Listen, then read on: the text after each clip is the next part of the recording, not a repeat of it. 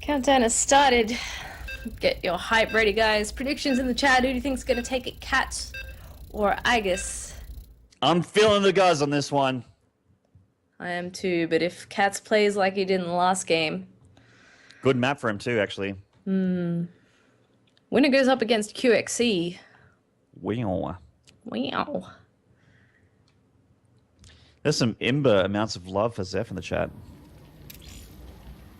There's this one guy in chat that literally just says, he's messaging directly at me, it's at Maynard, and he's always like, at Maynard, Zeph! At Maynard, where is Zeph? At Maynard, Zeph, heart. Okay. It's like, it's incredible. The thirst is real. Hello everyone. In the bottom right here, on King Sejong Station, the final map between these two heavyweights of the North American region. We have got Root Gaming's CatZ. And his opponent in the top left, the Red Terran. Teammate and enemy. It's Iaguz. Teammate and enemy. A frenemy. Yes. Frenemy. Enemies in battle. Friends otherwise, I'm sure. Well, indeed. I guess no 11-11 this time. No, first time I've actually seen Iaguz play TVZ on King Sejong in recent memory where he has an 11-11. Yeah, I guess he's put that one away for now. I'm happy to see it too, because I think maybe it's a little bit too predictable now. Oh god, now everyone in chat's doing it. Go away! Stop being thirsty. Play more video games. Jeez, these people. Oh, you. Twitch chat, you're so funny. Look what you've done. You guys are amusing. Thanks for tuning in all. We're almost at 2K viewers. Yeah, cheers for all the love, guys. Do appreciate it in all seriousness. It's quite cool. Really awesome. Hat first from Mr. CatZ here. Yep. Keeping it real. See? Not going Ender styles. No first pull, no pull first and all sorts of business. Yeah, as funny as CatZ play style can be, I'm a little bit surprised we don't see more like pool or gas pool openings for him in this sort of matchup where you wouldn't expect it. I kind of feel like he would be one of those guys that would do it if anyone, but tends to stick with his good old hatch first. Yes, indeed. It's the old school, the vintage way of playing ZVT. Yeah, and we have a Reaper for once again. Iaguz is bringing it back. Yeah, he is indeed. We're bringing back some old school ways of playing this matchup, Zeph. Yeah, from like 2 weeks ago. Crazy ways that, yeah, I mean, 2 weeks is a long time in StarCraft. It is actually. I hate it when I miss like a week of GSL or something and there's just been so many good new builds and I come back and I just don't know what's going on at all. Hasn't happened in a while, thankfully, because I missed a lot of GSL and Pro League, WCS, and it's just too many VODs to catch up on anymore. Yeah, it's a little bit too difficult. I'm trying my best. I like to watch as much StarCraft as possible, you know, watch the VODs. ESL is very good with having YouTube VODs up, but Yeah. if the VODs are Twitch only, like GSL, I can't watch them because Twitch just runs horribly for me. Yeah. But if it's on YouTube, I'm all good. Demon Tubes. Doing well with this Reaper so far, tickling a lot of links. Nice sling micro from CatZ, actually. Hasn't lost any links yet. That was the first one to die. Oh, nope, it lives. Oh, it's proving you wrong, Nard. Oh, there we go. I guess it's like, no, you're dead. It'd be really frustrating not to get it after all that. This Reaper's actually getting really low. Oh, nearly lost it. It's too good. Gonna heal up, maybe come back in for another visit later on, make sure he's not getting Roach Bane or anything like that again. In the meantime, this is actually a pretty good map for one of those quick drop sort of plays that we've seen Iaguz try and do a couple of times, maybe dropping some Widow Mines, maybe drop some Marines, some Hellions. Flash builds happen on this map a hell of a lot in the past. Very much a Terran favourite for a little while. Haven't seen it come out too much in recent times, but it certainly is about. We're not seeing what I knew this map for in my TVZs on this map, and that is the reason why I called it King Roachdon Station. Yes. TVZ was that it was very good for Roach attacks, but they're not happening right now. CatZ is going for a very macro-focused, Ling-focused sort of, Zerg opening, which is fine. I guess, however, is looking like he might want to do the flash drop. Yeah, yeah, it absolutely is. Cool. Channeling some Flash. No complaints from me. Never a bad choice. Results No. aside, Flash is one of the best players in the entire world. He is God to some people, including myself. I am a member of the Church of Flash. Yeah. And a lot of us fully believe that it is just a matter of time until his skills pay them bills once more. Certainly. And I hope so. I'd be very, very sad to see Flash fall off in StarCraft 2, but I don't think... If he was going to fall off, he would have done it a long time ago. Yeah. He was really struggling at the beginning of StarCraft 2. Same with Jaedong. Jaedong and Flash would have retired a long time ago if they were done with this game. Oh, catching that Overlord's very nice, actually. He spent all his lava on Lings, so he can't actually make an Overlord for a while yet. So CatZ should actually have a little bit to deal with this. He's getting Spore Crawlers, a Spore Crawler in his natural, and that's really nice because that's like the one place that Terran's going to drop before anywhere else. So it'll kill the medevac, and then it makes their life much, much harder now. And coming out, they are pretty late out on the map here, so I think CatZ, with his Ling pokes at the front, probably has a pretty good idea of what's going on. Being very conservative with your Hellions is usually something like, oh, they're going to go Hellbat, so they're going to try something. Oh, and here we go. The Flash drop is real. The Hellions and Bio are here. The medevac died to the Spore Crawler, but there is still quite a lot of Terran here. Tearing apart this natural of CatZ. He's got another transfuse left. Yes, he does. Oh, and another one. Oh, he was hoping that the Queens might be able to zone them out sufficiently, but in fact just muscles his way past them. He is going to lose a lot of this force to the Queen defense anyway. Yeah, didn't really get too much done there. 4 workers killed, definitely not worth. Indeed. Oh, we got Mr. Nathanius in the chat. Gotta mob that guy. Whew. He's always been a very vocal supporter of our casts. Gotta show some love to him. Oh, we got some Lings heading across the map here, but we got a lockdown natural. Only one Marine in that bunker. But, should be enough to scare him off for now.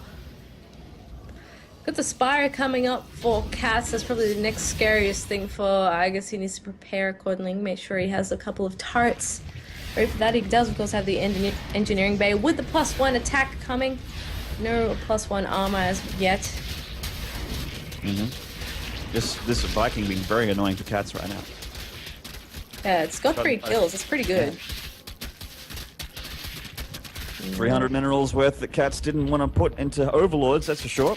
Yeah, and less vision. And it's going to be really important once Iaguz starts trying to incorporate some drop play here. He's got his first couple of medevacs coming out.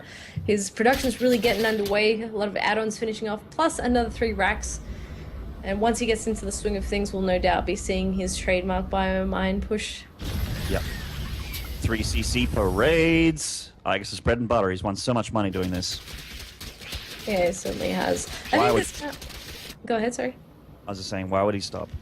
Yeah, that's exactly it. I think maybe on this map, a little bit easier for Iaguz to defend his bases, because you can kind of wall off right across that 3rd place, and then you have where your reinforcements coming out is what all the Lings have to run past to get into your natural and main, whereas merry-go-round, your 3rd is kind of a little bit out in the front, and Overgrowth, your 3rd is like way over to the right.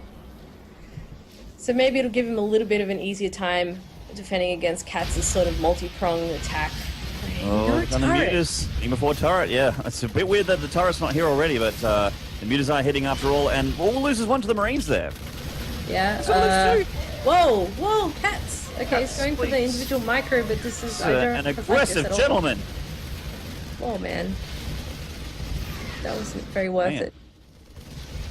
Yeah, that's like 200 worth of resources of mutas that he's lost there.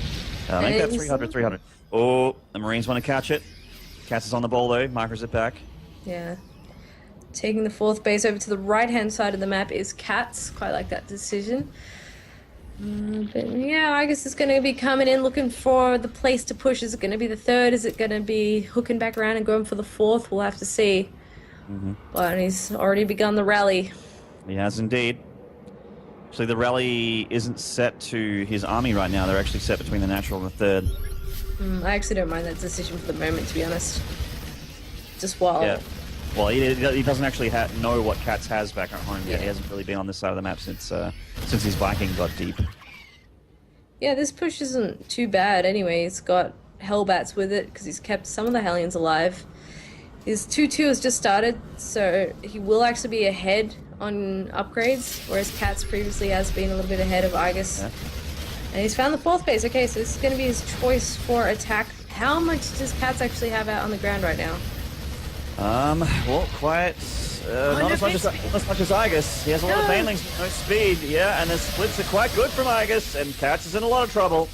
Oh, I felt like he should have 75 honey tried supply to 40. He honestly didn't have to wait very long before he had Bane speed. He surely could have bought a bit of time before he goes in with slow Banes. That was a bit of a waste. Yeah, very, very much so. Oh, Hellbat. How quaint. Oh, another 50-lings coming out. He's kind of holding on by the skin of his teeth, happy to go in with small amounts of banelings that are just getting demolished. Not cost efficient at all. No, because he's sending in a small cluster while waiting for more. Like this cluster on the right here would be better off with the cluster at the bottom, but he needs to use them now to stop the Bio from hitting his hatchery. That was a nice connection, actually. Yeah, that's decent. Static defense going down as well. Has bought him a little bit of time because Iaguz does spend a second to... Oh, that Widow Mine. The Widow Mine just hit so many Zerglings there. The Bio is now going to keep pushing here, and this hatchery's in big trouble. CatZ has lost a lot of units here. Not looking good for the Peruvian Zerg right now. The hatchery is in big trouble. Baneling's coming down. Iaguz just splits off creep, and he is just fine. So his Muta's taking a bit of a beating there. He has to be careful. He needs to keep those alive. One medevac almost dead. He might try and target that down if he can. But as the Widow Mines come in and burrow, it's going to get even harder to get close to this Bio. The 4th base has fallen now. CatZ, he might have to take another hatchery actually on the left-hand side of the map. He's still not quite spending all of his money, so he can certainly afford to. Yeah, absolutely. And yeah, the rally, it's happening. Look at the mini-map. The Bio is coming and it can't stop, won't stop. Yeah, he's doing quite well. He's continuously a ball of Bio ready to go once again. He could even... maybe once he gets a few more units, go for a drop, maybe towards the 3rd or something, just to make it a little bit more difficult. Because at the moment, CatZ is quite comfortable to try and hold this position. Lots of bands coming in. That's one of Bailey's walking right in his face. Whoa! Oh, that Widow Mine helped out quite a bit there. Yeah, it certainly did, but he's not got... please. Yeah, he's not got too many left. Oh, just barely saves that last one. Yeah, one splash damage from a glaive worm from a Muta, and that thing's dead. Iaguz is still making medevacs and Marines and Marauders, mainly Marines. Getting a 4th base too. That medevac that was about to die was out of energy anyway, I think. Yeah, it was... Okay, more Bailings rolling in. He's splitting very well. Very nice. When he can be bothered, he splits very nicely. Yeah, CatZ would be able to... Oh, the Banelings flank! But the thing is, even if these Banelings connect pretty well, he needs to stop the rally, and he just doesn't. He isn't producing enough units, and he can't produce enough units to stop the rally. This Queen has so much energy. Yeah, in fact, all of his Queens, if you have a look at his bases, are a little bit high on the energy count. And Iaguz is just continuing to come at him. CatZ is 50 supply down, and he's having a bit of a hard time trying to get him out of here. He's lost 13 meters in the process of this as well, so... often, I feel like if he had actually a bigger ball of Mutas that he managed to kind of bank up, he might have an easier time pushing this back. I like this from CatZ. You can see that he's going Banelings to try and deal with a main force in the front here, but he's also catching the reinforcements by sending a bunch of Zerglings and Mutas for the attack. But his heart's gonna sink as he sees a planetary finishing for Iaguz here. Meanwhile, he is down to 3 hatcheries and has been for quite a while. Muta's getting mowed down at the end there too. Really rough for CatZ. He just can't catch a break. Iaguz now up 70 in supply, and he's shortly going to be making it up that ramp well and truly into that natural. Family coming through, but that's just so much Terran, and this is going to be it, Zeph. This is going to be 2-1 for Iaguz, and he's going to move on. GG. CatZ held on very well there, but Iaguz just a little bit too strong with the biomine push.